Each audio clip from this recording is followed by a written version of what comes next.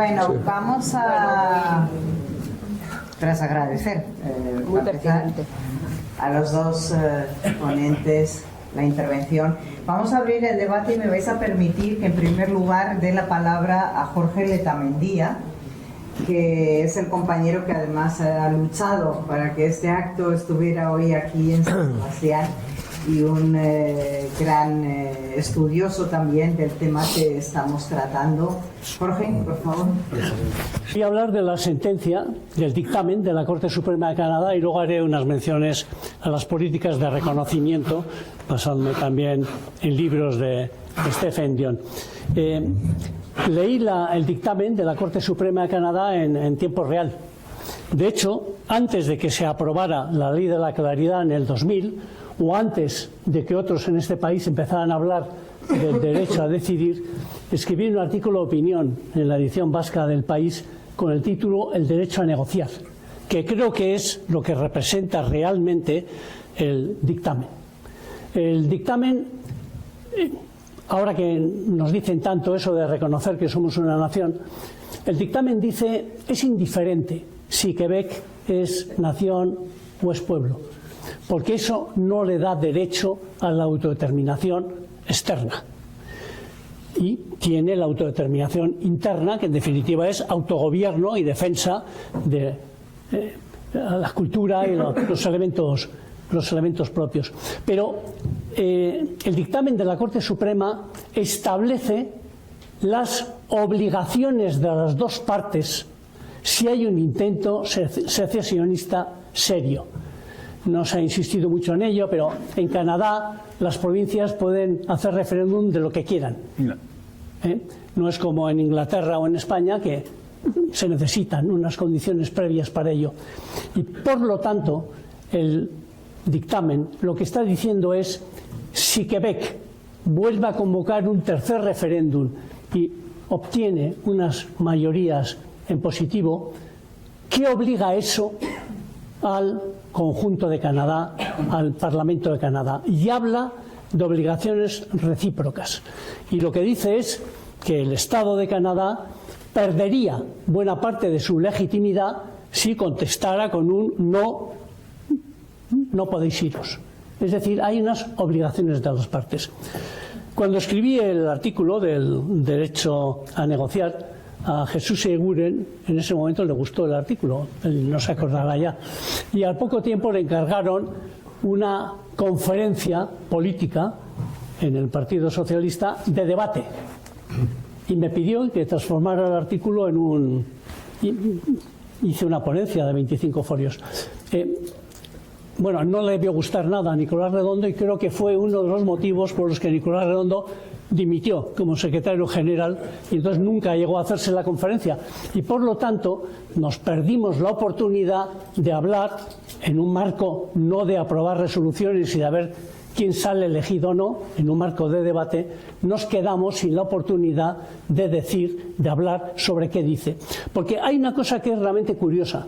En Canadá, los que están en contra de la independencia hablan de la ley de la claridad.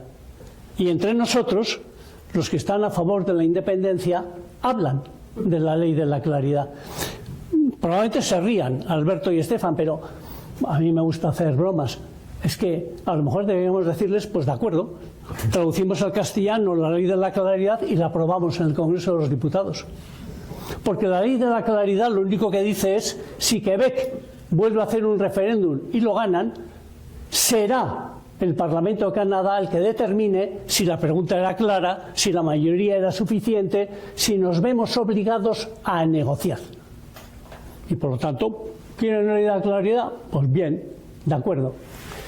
Pero me gustaría destacar que ante el dictamen de la Corte Suprema hubo una reacción del Parlamento de Canadá aprobando la ley de la claridad porque en el ámbito de Quebec no estaban de acuerdo con el dictamen de la Corte Suprema. Y por lo tanto, cuando se aprobó la ley de la claridad, el Parlamento de Quebec reaccionó aprobando su ley propia, la Ley 99, que se enfrenta a la ley de la claridad y que en lo que me interesa ahora dice tres cosas. Primero, Si hacemos un referéndum y sale que sí, el Parlamento de Canadá no tiene nada que decir. Segunda cuestión, la mayoría suficiente es, la mayoría simple, un voto más, es un voto más, hemos ganado y nos vamos. Y la tercera, que tiene mucha gracia, es que ni se les ocurra nuevamente a los nativos, a los Creek y a los Inuit, volver a convocar un referéndum. Porque cuando se hizo el referéndum de Quebec, las poblaciones indígenas, 1,3 millones en el conjunto de Canadá, repartidos por todas las provincias, dijeron, si os queréis ir de Canadá, nosotros no. Y organizaron referéndum propio de los nativos. Y el Parlamento de Quebec dijo, ilegal, ilegal, ilegal. Y en la ley 99 dijeron, el Quebec independiente tiene derecho a su integridad territorial. Es decir, que a nadie se le ocurra decir, ahora yo también quiero irme. ¿De acuerdo? Me parece que es muy importante entender esto. Y la segunda cuestión que quería plantearle al profesor es en positivo. Él fue adalid también de las políticas de reconocimiento del pueblo de Quebec. Es decir, no basta simplemente con decir que no a la independencia. Hay que hacer esfuerzos, y esfuerzos constitucionales, en este caso para que la gente de Quebec estuviera a gusto en Canadá. Entre nosotros hay situaciones también que son parecidas. Y defendió, en su caso, el reconocimiento constitucional de Quebec como sociedad diferente. Me gustaría que se extendiera sobre ello. Y unos años más tarde, con un gobierno de mayoría distinta, se aprobó en el Parlamento de Canadá que Canadá es una nación dentro de Canadá. Políticas de reconocimiento, políticas de ofrecer a una población que oscila entre querer irse o sentirse no suficientemente reconocidos, que hay un espacio para ellos en una sociedad plural que integra a unos y a otros.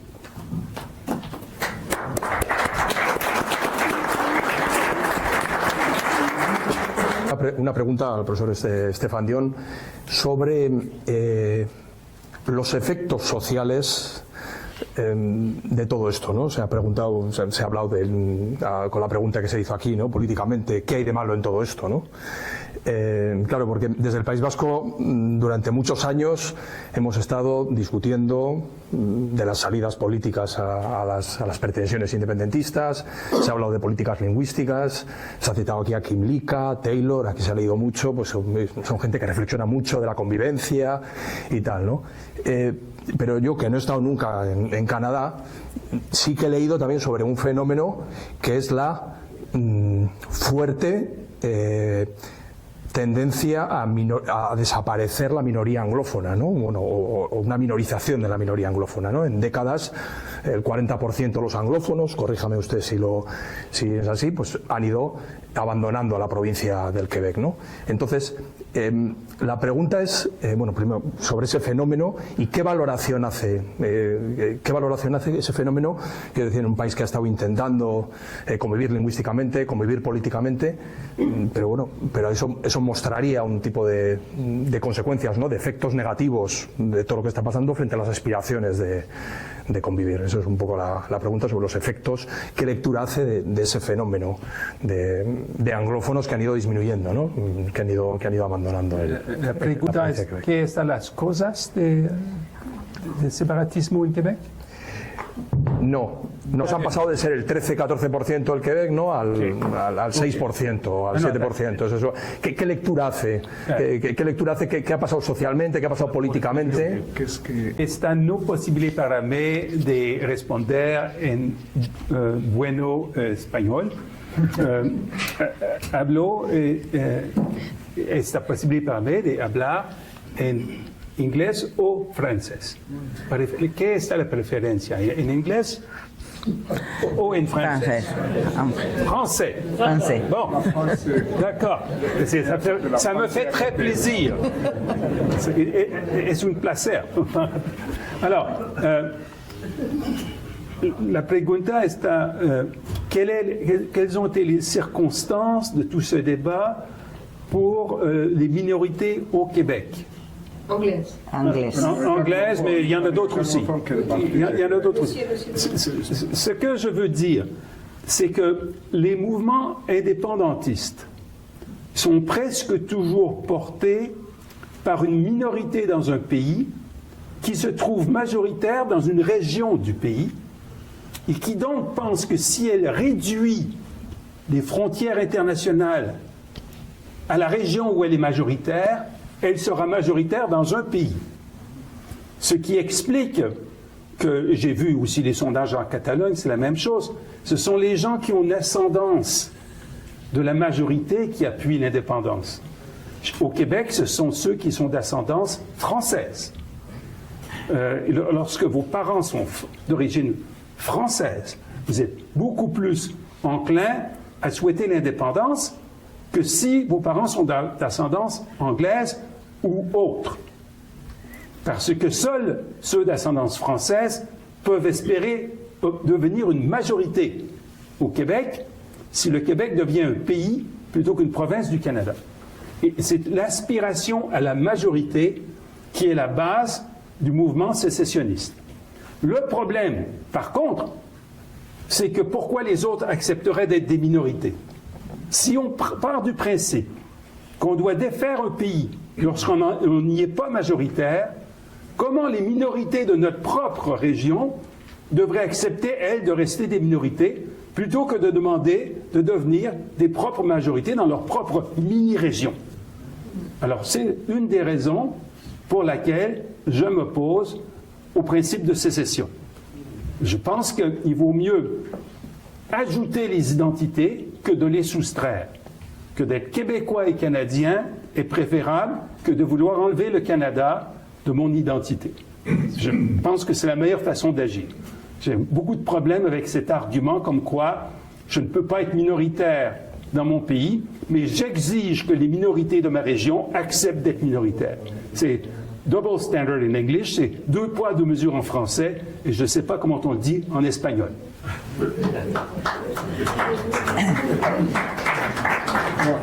Sí,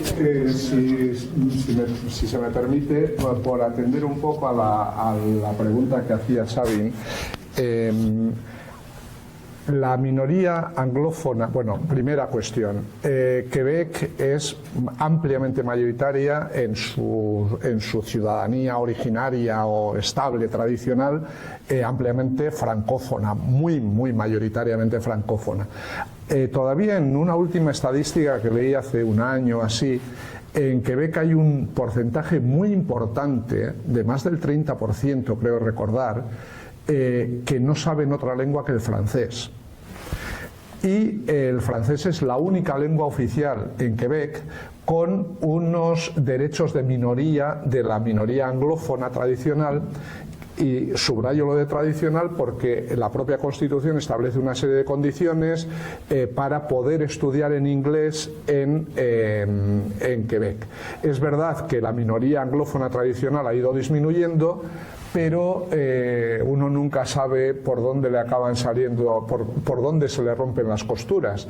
Y resulta que ahora una parte muy mayoritaria de la inmigración toma el inglés como lengua de integración, especialmente en la gran metrópoli Montreal y en otras zonas. Por tanto, ese intento de convertir Quebec exclusivamente en una población de lengua francófona choca un poco. Y ello ha exigido algunas políticas que incluso algunas cuestiones concretas entre la propia juventud francófona, en una parte de la juventud francófona, ha tenido reacciones. Hubo un conflicto muy importante en Quebec, hay un sistema educativo especial, bueno, Marisa conoce mejor esto, desde el final del bachillerato a la entrada en la universidad hay un curso especial, los CGP, en la que muchos jóvenes francófonos quieren hacerlo en inglés precisamente porque frente a la generación de sus padres o de sus abuelos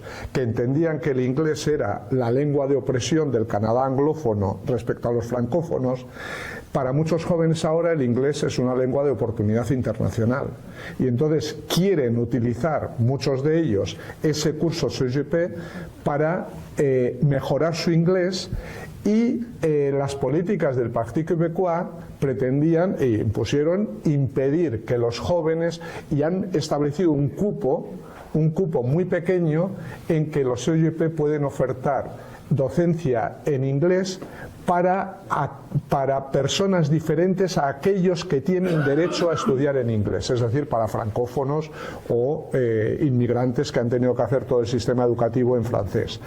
Y recientemente ha habido, por ejemplo, una multa a un centro importante que, por haberse pasado en la cuota de estudiantes que admitió en inglés, le van a poner, según dicen ellos, al borde del cierre. Es decir, que es una cosa muy complicada y bueno, y al final acaban rompiéndose las costuras por donde uno menos lo espera. Galdera gehiago. Una organización que lo que pretende es federar, no separar. Y desde ese punto de vista, la federación supone voluntad federal y lealtad federal, ¿no? Cosa que no se ve en estos que separan y no toleran que nadie dentro de ellos se separe. Como han comentado antes mi compañero, y decía que en el norte las tribus y la parte anglófona en el sur pues no eran permitidos su derecho a poder decidir más. Pero lo que siempre me pregunto yo en estas situaciones es quién es el sujeto titular del derecho a decidir. Porque todo esto inicia, y le agradezco al profesor su contribución histórica a meter en un mundo tan emocional como en el que esto se plantea, la claridad, es decir, algo racional. A mí me preocupa que al principio me parece muy bien y un logro que se haya conseguido que haya que negociar después. No vale con una mayoría mínima, sino que tiene que ser una mayoría clara, evidente, y hay que negociar. Pero lo que me ha resultado chocante es que luego al final no hay un referéndum de cierre. Hemos conseguido que por fin la claridad se aclare, hemos llegado incluso a una reforma constitucional y donde votábamos todos ya no vota nadie. Ya es los gobiernos o los parlamentos los que se ponen de acuerdo. Pues yo me siento huérfano de esa decisión. Lo mismo que me siento huérfano de que alguien piense que esto, yo cada vez que dicen esto es mío, pero ¿de dónde te sacas tú que esto es mío? Sea de donde sea, ¿eh? Me recordaba una viñeta, y con lo que comentaba el compañero, una viñeta de hace pocas semanas en El País, en el que unas gallinas estaban viendo volar a unos gansos por encima y dicen, ¿qué hacen volando en nuestro cielo? Es un poco eso. Pero no veo yo el cierre, y le agradezco la segunda aportación, que es resucitar el derecho a la ciudadanía. Desde la Revolución Francesa, que lo teníamos olvidado, oiga, pero que tenemos todos el derecho a tener derecho a hablar sobre Cádiz, sobre Extremadura y sobre Bilbao. Y los de allí también sobre aquí. ¿Y por qué se niega eso? Y me preocupa mucho, si pueden comentar, el cierre de esta negociación. Ahí ya no hay referéndum. ¿Quién tiene que votar? ¿La parte o el todo votamos? Sí. La question telle que je l'ai compris, c'est est-ce qu'il y a un référendum après le référendum, après qu'on a négocié un accord de séparation? Est-ce que l'accord de séparation est soumis à un référendum? Et si oui, est-ce que ce référendum est seulement dans la région sécessionniste ou dans tout le pays? Dans la région. Non, mais ça peut être les deux. Enfin, alors, je pense que monsieur voudrait que ça soit dans tout le pays. C'est ce que j'ai compris. Écoutez, on peut imaginer bien des scénarios et je ne peux pas vous dire exactement qu'est-ce qui se passerait au Canada. Est-ce qu'il y aurait un référendum pour que tout le monde ait l'occasion de dire s'ils sont d'accord avec l'accord de séparation? Mais c'est très possible parce que chaque province aura à donner son avis. Il y a 10 provinces au Canada et chacune a un droit constitutionnel de dire si elle est en accord avec la brisure du Canada, avec la sortie d'une province du Canada. Et donc, il est bien possible qu'il y ait des référendums de validation de l'accord de séparation. Mon opinion, à mon avis, c'est que une fois que l'accord de séparation est négocié et accepté par le gouvernement du pays, chez nous le gouvernement fédéral, les provinces vont dire bon, ben c'est fait, on procède. ça serait trop dangereux de faire perdurer ce débat extrêmement difficile. Toute la difficulté est donc d'obtenir l'accord de séparation, lequel sera très difficile à négocier. Ça n'a jamais été fait dans un État moderne. Il y a mille et une choses sur lesquelles il faudrait s'entendre. Et donc, il est très souhaitable que la province qui demande la sécession soit sûre que sa population la veut vraiment. Car si la négociation devient trop difficile, une partie de la population peut changer d'avis et ne plus vouloir la sécession, ce qui nous placerait dans une situation impossible. Donc il est très important. Metiendo miedo a la gente para que votase que no, y los unionistas, lo que se llamaba allí unionistas, acusaban a los otros de estar vendiendo sueños. Y probablemente las dos tienen algo de razón, pero sobre todo lo del sueño yo creo que es se venden sueños. Hay dos palabras pedidas, Javi. Ser breve. En este juego hay mucho sofisma circulando. Yo creo que todos nos damos cuenta de que los argumentos se les puede dar 2 o 3 vueltas más que los que se le da. Cuando yo leí la sentencia de Quebec, me quedé muy aclarado sobre que no hay autodeterminación en una sociedad democrática. Me pareció correcto. Y me pareció que el tribunal fue suficientemente inteligente como para adoptar una doctrina civilista. El ejemplo mejor es el matrimonio.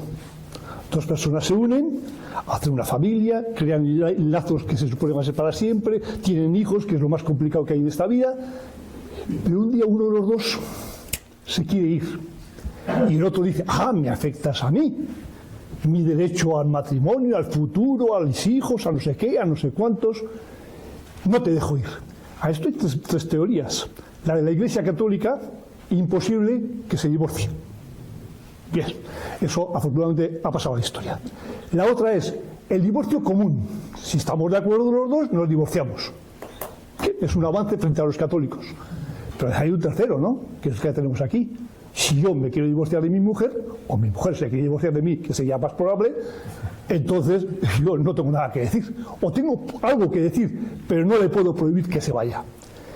Y aquí Jorge, por ejemplo, ha dicho: bueno, tú dices lo que dices, claridad, tú dices lo que dices, pero soy yo el que después te digo, después de la negociación, no te vas. Y digo: hombre, este se ha quedado todavía en el divorcio inglés que veíamos en las películas. No, en el sistema civilista, las 2 personas tienen que negociar el reparto de los hijos, el reparto del dinero. Yo, que soy abogado, les suelo decir: ¿tienes dinero suficiente para hacerte divorciado? Porque es la primera pregunta. Pero bueno, eso es un tema, allá tú. Y si no se ponen de acuerdo, porque uno de los dos no quiere ponerse de acuerdo normalmente, ¿qué hacemos aquí? Vamos a un tercero, a un juez, y diga: haga usted lo razonable, sabiendo que es muy difícil, sabiendo que cuesta la de Dios y que no se acierta casi nunca. Pero de luego no se le deja al otro decir: como no te lo doy, te quedas aquí en el matrimonio.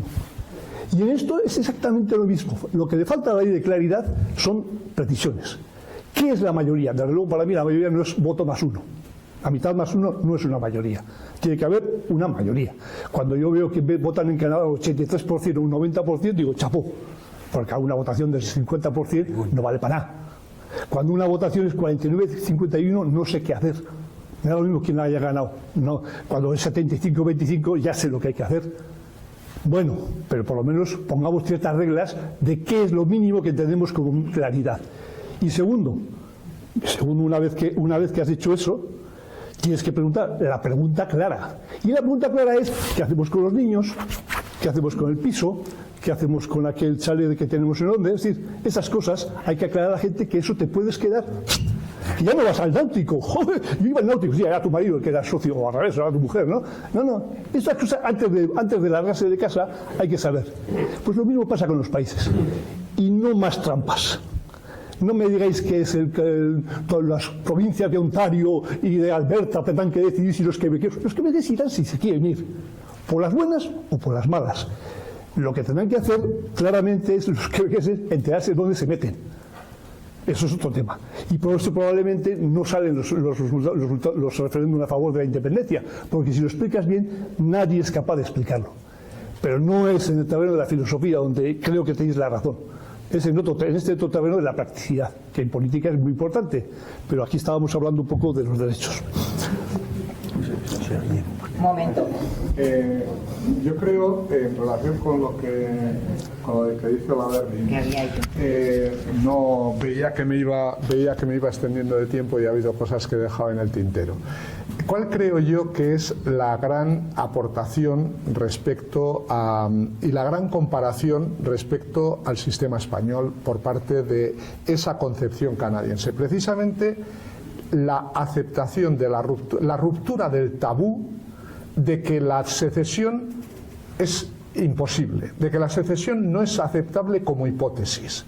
En Canadá se rompe ese tabú, y yo creo que es eso lo que permite situar en el terreno de la política, mientras que en España, al negarse a aceptar la ruptura de ese tabú, estás siempre en el sentido, bueno, es que estás con la Iglesia Católica que impide el divorcio. Bueno, la cuestión es, y yo creo que es la gran enseñanza de Canadá, lo que pasa que para eso hay que tener mucha seguridad política, mucha seguridad en tu propio sistema político y otras muchas cosas, es decir, bueno, aceptamos. No hay tabú con la independencia. La independencia, si llegamos a un acuerdo, es posible. Si hay una mayoría clara que quiere la independencia, vamos a negociar.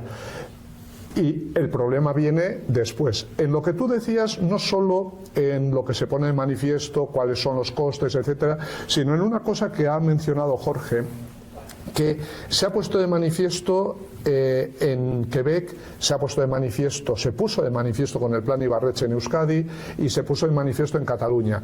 No tanto, aunque parcialmente en Escocia. ¿Cuál es? Que esa negociación tiene que ser por las dos partes con honestidad sobre los principios que ha establecido el Tribunal Supremo de Canadá. Y por tanto, si tú exiges a la otra parte que respete tu voluntad de secesión, de que si Canadá es divisible, también Quebec es divisible. Si Canadá tiene que aceptar que Canadá es divisible si una mayoría de quebequeses quiere la independencia, a ti te exige, porque si no, no hay negociación leal, que tú aceptes que si hay partes de Quebec que no quieren seguir en un Quebec independiente, tienes que aceptar que se vayan. Aparte de las cuestiones, los hijos, el piso, etcétera, etcétera, que no son cosas menores. El propio Tribunal Supremo de Canadá dice, bueno, eso que dicen los que proponen la independencia, de que bueno, si hay un acuerdo, si hay una voluntad mayoritaria, lo otro son detalles. Dicen, no se puede separar la idea de la secesión de los detalles logísticos de la secesión, porque en los detalles está el diablo, en los detalles se esconde el diablo. Por tanto, esos detalles de la secesión son determinantes. Y una prueba de la razón de lo que dices es que cuando previamente el sistema político afronta ese reto y pone encima de la mesa estudios serios, incluso de expertos independientes, etcétera, que le expresan al electorado cuáles son las consecuencias y en qué condiciones se produciría esa secesión, entonces es cuando el electorado en una sociedad pluralista tiene muy difícil, en una sociedad desarrollada, si no se han cometido errores mayúsculos, que haya una mayoría suficiente que en esas condiciones se lance adelante. Y si se lanza sin acuerdo, el Tribunal Supremo también lo reconoce. Bueno, la secesión, de hecho, si usted consigue controlar el territorio, que no parece que vayamos a poner grandes problemas, y si usted consigue que la sociedad internacional le reconozca, pues acabará convirtiéndose ese hecho en derecho.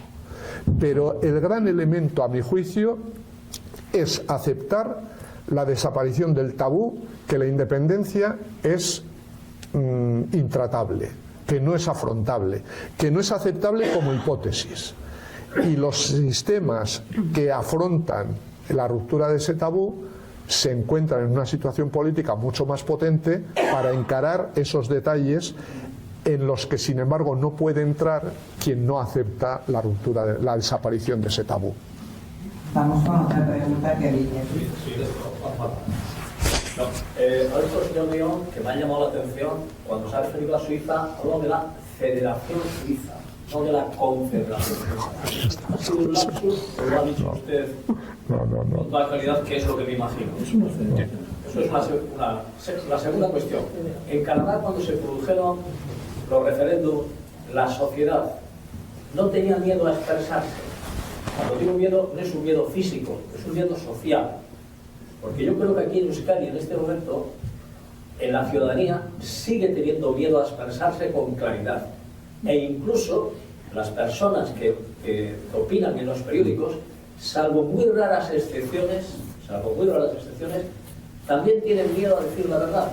Incluso desde el punto de vista histórico, que esto está lleno de mitos, pues hay muy poca gente que se atreve a oponerse a esa interpretación de la historia que se hace en las cocinas.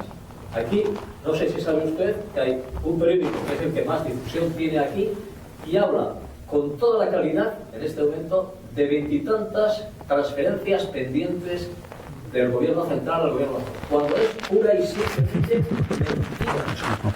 Mentir es decir lo contrario de lo que se piensa con intención de engañar, por lo menos según la pueblo. La primera question, c'est sur la différence. Que se nos ha mostrado de Canadá, incluso de Escocia, ha tenido una enorme importancia lo que se podría llamar lealtad federal.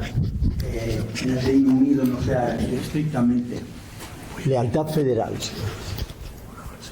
En un horizonte de reforma federalista, ¿podríamos nosotros dar por supuesta la lealtad federal? La pregunta era una manifestación de mi admiración, igual estoy equivocado, por el profesor Bion, que lleva, si no me equivoco, el poppy, que es el signo de recuerdo a los caídos canadienses en la Primera Guerra Mundial. La dernière question, ça, c'est le coquelicot. Le coquelicot, en anglais c'est poppy, qu'un accord de séparation soit négocié sur la base d'une volonté ferme de sécession et non pas d'une volonté flageolante. Est-ce que c'est clair? ¿Está claro? Yo sí quisiera añadir algunas cosas muy brevemente. Como he dicho antes, el acuerdo de secesión, la secesión negociada, requiere una reforma expresa de la Constitución y por tanto se expresa el conjunto de la federación. Conociendo el funcionamiento del sistema federal canadiense, es inimaginable, me parece a mí, es inimaginable que el gobierno federal negocie sin hablar con las provincias. Las relaciones intergubernamentales en Canadá son, bueno, recientemente con el conflicto con Estados Unidos, etcétera, el primer ministro de Canadá se reúne muy a menudo y de forma informal, de forma decisiva con los primeros ministros de todas las provincias. Es decir, es un funcionamiento que está muy ágil y muy efectivo. Por tanto, si se llega a ese acuerdo, habría un acuerdo realmente del conjunto de la federación. Si no, el gobierno federal no acepta un acuerdo. Pero una cosa que quiero decir, cuando el Tribunal Supremo en el dictamen dice que en todo caso es necesaria una reforma expresa de la Constitución, esto no lo dice en abstracto, sin una experiencia histórica, etcétera, sino que lo dice después de dos fracasos del intento, sobre todo el primero, el acuerdo del Lago Meech, un acuerdo serio de intentar acomodar a Quebec en el conjunto de Canadá, teniendo en cuenta las demandas del nacionalismo quebequés. Y eso fracasó, y fracasó porque una parte importante de las provincias y del electorado de ellas no respaldó la propuesta de reforma. Y el segundo fracaso, el de Charlottetown, bueno, ese ya también tenía el rechazo de Quebec, ese fue mucho más, no tenía el acuerdo de Quebec, pero quiero decir que cuando el Tribunal Supremo de Canadá dice que hace falta una reforma expresa de la Constitución que requiere el consenso del conjunto de la Federación, lo hace sobre la experiencia de dos fracasos previos muy cercanos, es decir, plenamente consciente de que ese acuerdo no es nada sencillo. Por tanto, bueno, en todo caso, la cuestión es que en sociedades desarrolladas, en sociedades pluralistas, es muy difícil un respaldo ampliamente mayoritario a la secesión salvo que los errores que cometa el sistema sean extremos.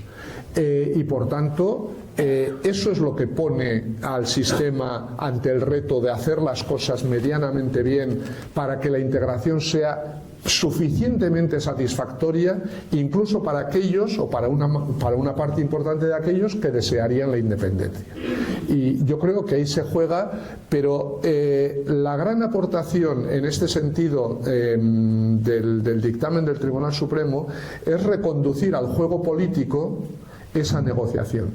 Y en Escocia, en el proceso, aquí fue previo al referéndum, hubo un proceso en el que se ponía encima de la mesa por las dos partes realmente cuáles serían las condiciones en que la secesión sería posible, la independencia de Escocia sería posible, en el supuesto de que obtuviese un respaldo mayoritario por parte de la ciudadanía.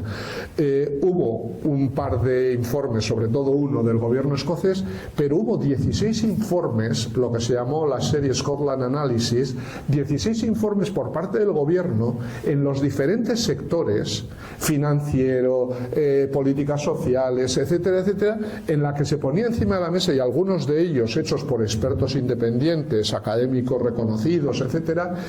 ¿Y qué es lo que se deducía de esos informes? Que una independencia posible de Escocia que tuviese el respaldo mayoritario, y eso conecta un poco con la pregunta que hacía respecto a por qué luego no hay un segundo referéndum que ratifique si el acuerdo es aceptable o no.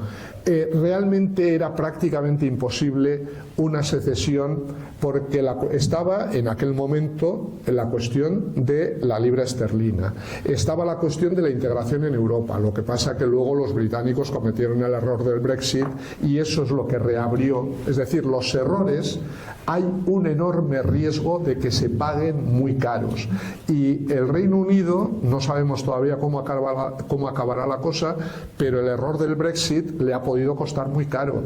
Nunca la independencia de Escocia estuvo tan madura, tan posible como inmediatamente después del Brexit. Por tanto, cuidado con los errores que se cometen desde el sistema.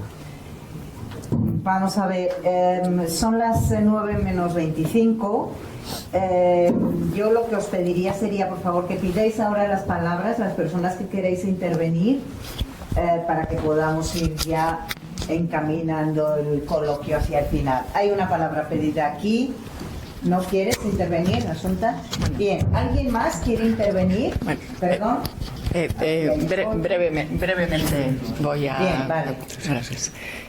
Bueno, se agradece, es un placer, como siempre, escuchar al profesor Basaguren y también al honorable.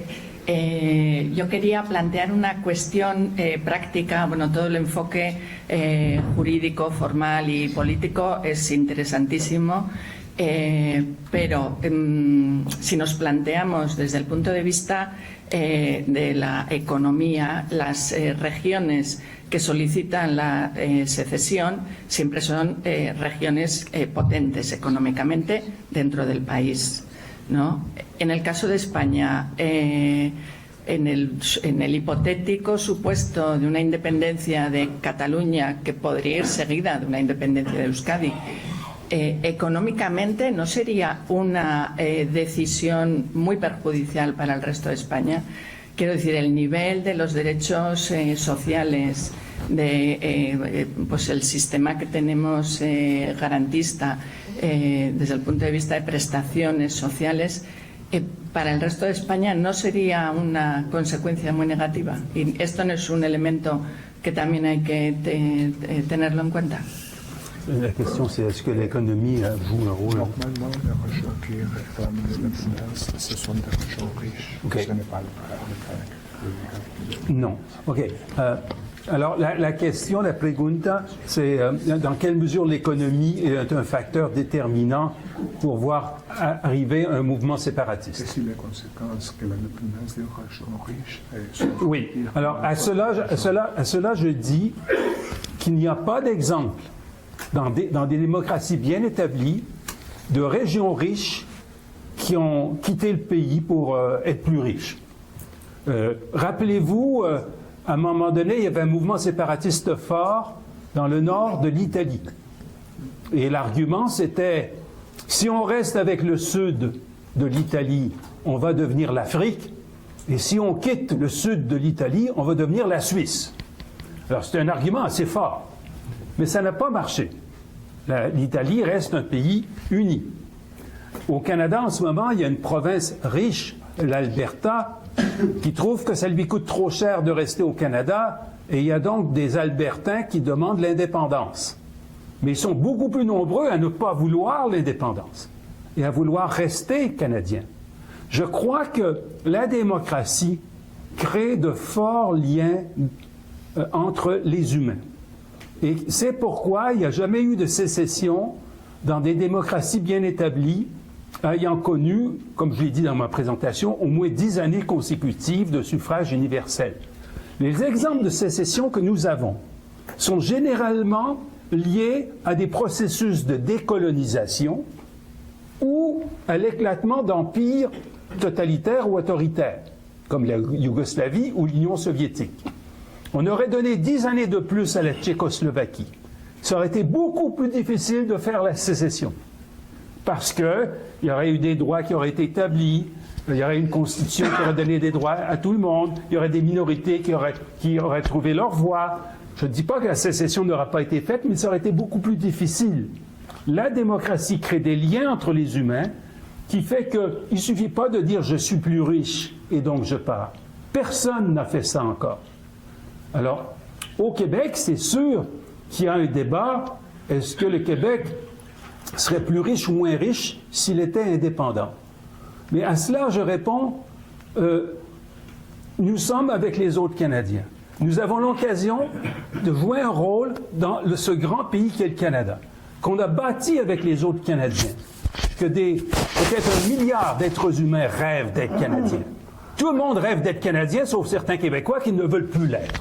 Alors, je trouve que c'est pas un idéal que j'ai envie de porter. Je répète qu'à mon avis, les identités s'ajoutent, mais ne se soustraient pas. Que d'enlever le Canada à des Québécois qui veulent le garder est quelque chose d'extrêmement difficile à faire et très malheureux. Alors, en conclusion, l'argent, la richesse est quelque chose qui n'a pas empêché des régions riches de rester solidaires avec des régions moins riches dans des pays bien démocratiques.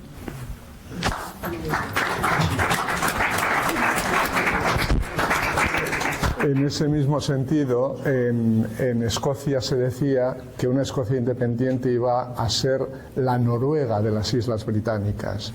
Es decir, siempre somos los más ricos, pero no es el caso de Quebec en Canadá, pero es para ser todavía más ricos. Lo que pasa es que los sistemas en la actualidad son muy complejos y se suele olvidar que cuando se mueve un elemento dentro de un sistema complejo, todo se readecúa.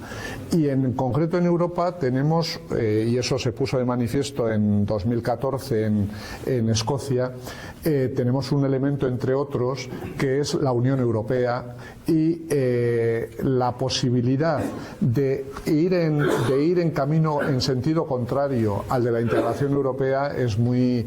Y esa opción de independizarte pero seguir siendo de la Unión Europea es un poco complicada, como se puso de manifiesto. Pero en esos informes del gobierno británico sobre la independencia hipotética de Escocia que he mencionado, se ponía de manifiesto cómo todos esos discursos de la independencia va a ser el paraíso económico, social, político, etcétera, etcétera, es un puro sueño. Cuando se empiezan a analizar los diferentes ámbitos económicos, sociales, etcétera, se pone de manifiesto que eso es mucho más complejo y que los efectos de un terremoto de ese tipo pueden desestabilizar de forma muy importante, y ese sueño que se vende es al final un sueño. Los independentistas escoceses acusaban al gobierno británico de estar metiendo miedo a la gente para que votase que no, y los unionistas, lo que se llamaba allí unionistas, acusaban a los otros de estar vendiendo sueños. Y probablemente las dos tienen algo de razón, pero sobre todo lo del sueño yo creo que es se venden sueños. Hay dos palabras pedidas, Javi, aquí delante. Y la última. Vale. ¿Sí? Intentaré ser breve. En este juego hay mucho sofisma circulando. Yo creo que todos nos damos cuenta de que los argumentos se les puede dar 2 o 3 vueltas más que los que se le da. Cuando yo leí la sentencia de Quebec, me quedé muy aclarado sobre que no hay autodeterminación en una sociedad democrática. Me pareció correcto. Y me pareció que el tribunal fue suficientemente inteligente como para adoptar una doctrina civilista. El ejemplo mejor es el matrimonio. 2 personas se unen, hacen una familia, crean lazos que se suponen van a ser para siempre, tienen hijos, que es lo más complicado que hay en esta vida, pero un día uno de los dos se quiere ir. Y el otro dice, me afectas a mí. Mi derecho al matrimonio, al futuro, a mis hijos, a no sé qué, a no sé cuántos, no te dejo ir. A esto hay 3 teorías. La de la Iglesia Católica, imposible que se divorcie. Bien, eso afortunadamente ha pasado a la historia. La otra es el divorcio común. Si estamos de acuerdo los dos, nos divorciamos. Es un avance frente a los católicos. Pero hay un tercero, ¿no? Que es el que tenemos aquí. Si yo me quiero divorciar de mi mujer, o mi mujer se quiere divorciar de mí, que sería más probable, entonces yo no tengo nada que decir. O tengo algo que decir, pero no le puedo prohibir que se vaya. Y aquí José, por ejemplo, ha dicho, bueno, tú dices lo que dices, claridad, tú dices lo que dices, pero soy yo el que después te digo, después de la negociación, no te vas. Y digo, hombre, ¿te se ha quedado todavía en el divorcio inglés que veíamos en las películas? No. En el sistema civilista, las 2 personas tienen que negociar el reparto de los hijos, el reparto del dinero. Yo, que soy abogado, les suelo decir, ¿tienes dinero suficiente para hacerte divorciado? Porque es la primera pregunta. Pero bueno, eso es un tema, allá tú. Y si no se ponen de acuerdo, porque uno de los dos no quiere ponerse de acuerdo normalmente, ¿qué hacemos aquí? Vamos a un tercero, a un juez, y diga, haga usted lo razonable, sabiendo que es muy difícil, sabiendo que cuesta la de Dios y que no se acierta casi nunca. Pero de luego no se le deja al otro decir, como no te lo doy, te quedas aquí en el matrimonio. Y en esto es exactamente lo mismo. Lo que le falta a la ley de claridad son precisiones. ¿Qué es la mayoría? Desde luego para mí la mayoría no es voto más 1. La mitad más 1 no es una mayoría. Tiene que haber una mayoría. Cuando yo veo que votan en Canadá un 83%, un 90%, digo, chapó. Porque una votación del 50% no vale para nada. Cuando una votación es 49-51, no sé qué hacer. Me da lo mismo quien haya ganado. No, cuando es 75-25 ya sé lo que hay que hacer.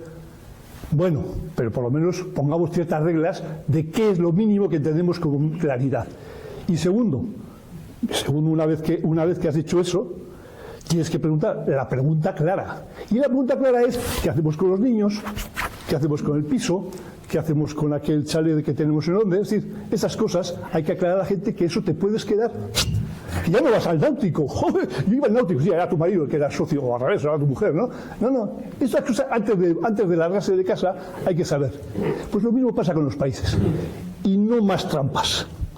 No me digáis que es las provincias de Ontario y de Alberta tendrán que decidir si los quebequeses irán si se quieren ir, por las buenas o por las malas. Lo que tendrán que hacer claramente es los quebequeses enterarse de dónde se meten. Eso es otro tema. Y por eso probablemente no salen los referéndums a favor de la independencia, porque si lo explicas bien, nadie es capaz de explicarlo. Pero no es en el terreno de la filosofía donde creo que tenéis la razón. Es en este otro terreno de la practicidad, que en política es muy importante. Pero aquí estábamos hablando un poco de los derechos. Un momento. Yo creo, en relación con lo que dice Laverny, no veía que me iba extendiendo de tiempo y ha habido cosas que he dejado en el tintero. ¿Cuál creo yo que es la gran aportación y la gran comparación respecto al sistema español por parte de esa concepción canadiense? Precisamente la aceptación de la ruptura del tabú de que la secesión es imposible, de que la secesión no es aceptable como hipótesis. En Canadá se rompe ese tabú, y yo creo que es eso lo que permite situar en el terreno de la política, mientras que en España, al negarse a aceptar la ruptura de ese tabú, estás siempre en el sentido, bueno, es que estás con la Iglesia Católica que impide el divorcio. Bueno, la cuestión es, y yo creo que es la gran enseñanza de Canadá, lo que pasa que para eso hay que tener mucha seguridad política, mucha seguridad en tu propio sistema político y otras muchas cosas, es decir, bueno, aceptamos. No hay tabú con la independencia. La independencia, si llegamos a un acuerdo, es posible. Si hay una mayoría clara que quiere la independencia, vamos a negociar. Y el problema viene después. En lo que tú decías, no solo en lo que se pone de manifiesto, cuáles son los costes, etcétera, sino en una cosa que ha mencionado Jorge, que se ha puesto de manifiesto en Quebec, se puso de manifiesto con el plan Ibarretxe en Euskadi y se puso de manifiesto en Cataluña. No tanto, aunque parcialmente en Escocia. ¿Cuál es? Que esa negociación tiene que ser por las dos partes con honestidad sobre los principios que ha establecido el Tribunal Supremo de Canadá. Y por tanto, si tú exiges a la otra parte que respete tu voluntad de secesión, de que si Canadá es divisible, también Quebec es divisible. Si Canadá tiene que aceptar que Canadá es divisible si una mayoría de quebequeses quiere la independencia, a ti te exige, porque si no, no hay negociación leal, que tú aceptes que si hay partes de Canadá, partes de Quebec que no quieren seguir en un Quebec independiente, tienes que aceptar que se vayan. Aparte de las cuestiones, los hijos, el piso, etcétera, etcétera, que no son cosas menores. El propio Tribunal Supremo de Canadá dice, bueno, eso que dicen los que proponen la independencia, de que bueno, si hay un acuerdo, si hay una voluntad mayoritaria, lo otro son detalles. Dicen, no se puede separar la idea de la secesión de los detalles logísticos de la secesión, porque en los detalles está el diablo, en los detalles se esconde el diablo. Por tanto, esos detalles de la secesión son determinantes. Y una prueba de la razón de lo que dices es que cuando previamente el sistema político afronta ese reto y pone encima de la mesa estudios serios, incluso de expertos independientes, etcétera, que le expresan al electorado cuáles son las consecuencias y en qué condiciones se produciría esa secesión, entonces es cuando el electorado en una sociedad pluralista tiene muy difícil, en una sociedad desarrollada, si no se han cometido errores mayúsculos, que haya una mayoría suficiente que en esas condiciones se lance adelante. Y si se lanza sin acuerdo, el Tribunal Supremo también lo reconoce. Bueno, la secesión, de hecho, si usted consigue controlar el territorio, que no parece que vayamos a poner grandes problemas, y si usted consigue que la sociedad internacional le reconozca, pues acabará convirtiéndose ese hecho en derecho. Pero el gran elemento, a mi juicio, es aceptar la desaparición del tabú, que la independencia es intratable, que no es afrontable, que no es aceptable como hipótesis. Y los sistemas que afrontan la ruptura de ese tabú se encuentran en una situación política mucho más potente para encarar esos detalles en los que, sin embargo, no puede entrar quien no acepta la ruptura, la desaparición de ese tabú. Vamos con otra pregunta que viene. No, ha dicho el señor León que me ha llamado la atención cuando se ha referido a Suiza, habló de la Federación Suiza, no de la Confederación Suiza. Ha sido un lapsus, pero lo ha dicho usted con toda calidad, que es lo que me imagino. Eso es la segunda cuestión. En Canadá, cuando se produjeron los referéndums, la sociedad no tenía miedo a expresarse. Cuando tiene un miedo, no es un miedo físico, es un miedo social. Porque yo creo que aquí en Euskadi, en este momento, en la ciudadanía sigue teniendo miedo a expresarse con claridad. E incluso las personas que opinan en los periódicos, salvo muy raras excepciones, también tienen miedo a decir la verdad. incluso desde el punto de vista histórico, que esto está lleno de mitos, pues hay muy poca gente que se atreve a oponerse a esa interpretación de la historia que se hace en las cocinas. Aquí, no sé si sabe usted que hay un periódico que es el que más difusión tiene aquí y habla con toda la claridad, en este momento, de 20 y tantas transferencias pendientes del gobierno central al gobierno nacional, cuando es pura y simplemente mentira. Mentir es decir lo contrario de lo que se piensa con intención de engañar, por lo menos según la pueblo. La première question, c'est le signe de respect pour les soldats canadiens qui sont morts à la Première Guerre mondiale et aussi à toutes les autres guerres. On le fait... En el Reino Unido lo llevan diferente, es como una flor. Oui, c'est parce qu'un Canadien célèbre a écrit un poème et puis c'est sur les coquelicots qui vont mourir avec nous. Donc c'est un très beau poème que vous pouvez trouver sur la toile, sur Internet. Il est très très beau et donc les Canadiens portent le coquelicot en souvenir tous les ans. La différencia entre confédération et fédération. Une confédération, c'est une union d'États indépendants qui acceptent de partager certaines responsabilités. On peut dire que l'Union européenne est une forme de confédération. Mais une fédération, c'est un pays qui a son siège aux Nations Unies, comme la Suisse, comme le Canada, comme les États-Unis, comme l'Allemagne, comme l'Australie. Et dans ces pays, eh bien, la plupart d'entre eux se déclarent indivisibles. La Suisse est indivisible, les États-Unis sont indivisibles, l'Australie est indivisible, l'Allemagne est indivisible. Il y a une question sur la loyauté fédérale. Dans la constitution allemande, on dit que les Länder, les États fédérés d'Allemagne, sont loyaux les uns aux autres. C'est écrit dans la constitution allemande. Donc les fédérations sont aussi solides dans leur unité que les États unitaires dans les démocraties. L'Argentine est indivisible, etc. Le Mexique est indivisible. Le Canada est une exception. De par notre histoire, nous pensons que si une population veut clairement sortir du Canada, la garder contre sa volonté, ça ne serait plus le Canada. Donc, nous acceptons l'idée qu'une province pourrait éventuellement sortir du Canada. Mais après une négociation qui essaie d'établir une justice pour tous, et dans ce processus de justice pour tous, il faut écouter les minorités qui font partie de cette province. Comme au Québec, ça a été dit, je pense, par quelqu'un, il y a eu des référendums, des populations qui sont là depuis des millénaires et qui ont dit, nous, à 95%, avec nos territoires, on veut rester dans le Canada. Et là, les indépendantistes québécois ont dit, vous n'avez pas le droit. Alors, il est très dangereux, dans un processus aussi émotif que celui-là, de se donner des droits et de les refuser aux autres. C'est pas une bonne recette pour une sécession apaisée. Vous voyez combien tout ça est dangereux, et moi je préfère de beaucoup qu'on essaie tous de rester ensemble.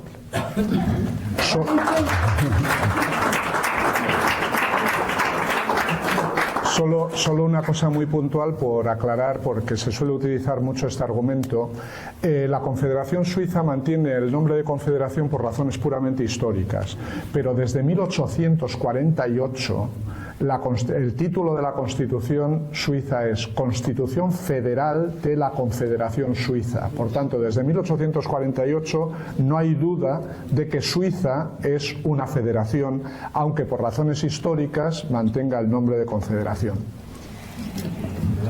Bueno, onaino beraz gaurkoa, eskerrik asko, maikidei, eskerrik asko zuei, eta bukatzeko bakarrik esan nahi dizuet, ikusi dut giro beroa zegoela gaur hemen, gai benetan interesgarria gertatu dela, eta federalismoaren hitzetik hortzera erabili dugu. Euskal Federalistak elkartean antolatua da hau, Euskal Federalista izan nahi baldin baduzue, etorri gure elkartera eta oso ongi onartuak izango zarete.